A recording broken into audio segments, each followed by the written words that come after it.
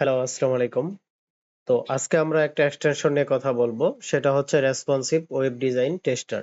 আচ্ছা, responsive web design tester এটা কেন ব্যবহার করা হয়, কি জন্য করা হয়? তো সেটা আমরা দেখব।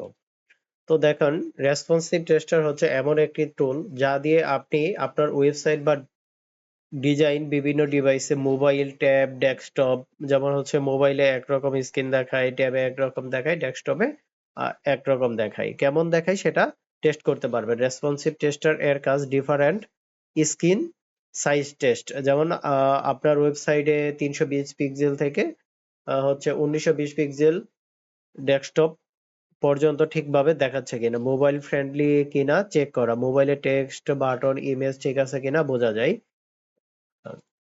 তারপরে হচ্ছে ইউজার যেন সব ডিভাইসে ভালো এক্সপিরিয়েন্স পায় সেটা নিশ্চিত করা।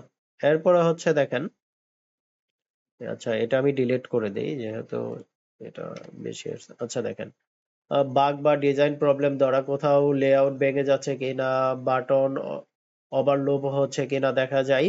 রিয়েল ডিভাইস প্রিভিউ পাওয়া যায় কিছু টুলে, আইফোন, স্যামসাং, আইফোন, আইপ্যাড এর মতো ডিভাইসের ভিউ দেখায়।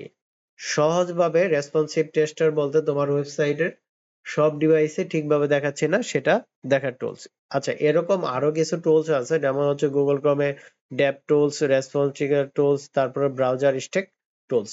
এই তিনটা টুলসও আপনি হচ্ছে চেক করে নিতে পারেন। তো আমি রেসপন্সিভ টেস্টারটা আমি দেখি। এটার জন্য হচ্ছে আমি হচ্ছে ক্রোমে যাব। এখানে হচ্ছে রেসপন্সিভ টেস্টার ক্রোম এক্সটেনশন। তো এটা হচ্ছে, এটা আমি ক্রোমে অ্যাড করে নিব। তারপরে হচ্ছে অ্যাড এক্সটেনশনে যাব।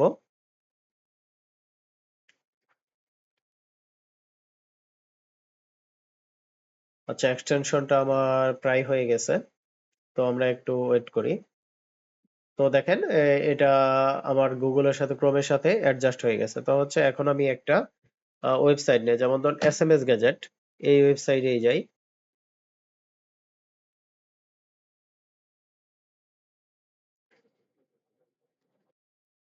আচ্ছা, যাওয়ার পরে দেখেন এখানে হচ্ছে এখন কি আমি আমার এক্সটেনশনটা যেহেতু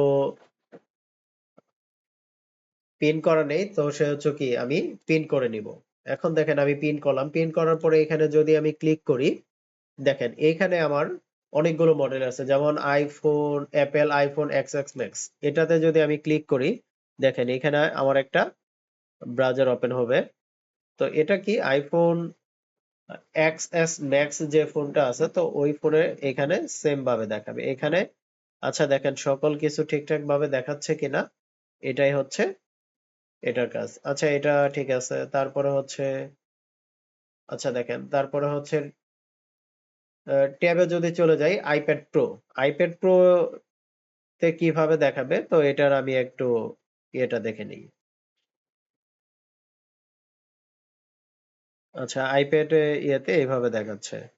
দেখ এখানে অ্যাকাউন্ট আছে, এখানে হোয়াটসঅ্যাপ আছে, এখানে হোম আছে, এখানে প্রি অর্ডার আছে, এখানে হচ্ছে এখানে অফার আছে, প্রি অর্ডার আছে, হোম আছে, হোয়াটসঅ্যাপ আছে, অ্যাকাউন্ট আছে। এখানে আমি এখানে সঠিকভাবে দেখাচ্ছে, কোথাও কোনো ভাঙা নেই বা হচ্ছে মানে এই ওয়েবসাইটটা ভেঙে ভেঙে যায়নি বা লেখাগুলো সঠিকভাবে চলে আসতেছে। তো এখানে দেখেন তারপর মাইক্রোসফট সারফেস আছে, এটা হচ্ছে আরেকটা ডিভাইস।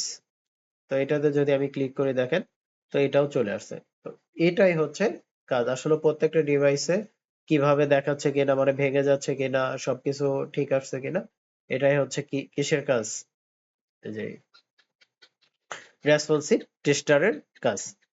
তো একটা ওয়েবসাইট যখন তৈরি করা হয়, তো তখন কি করা হয়, এই টেস্টার দিয়ে ওই ওয়েবসাইটটা চেক করা হয় যে সবকিছু ঠিক আছে কিনা, তারপরে হচ্ছে ভাইয়ের কাছে ডেলিভারি দেওয়া হয়। তো ধন্যবাদ।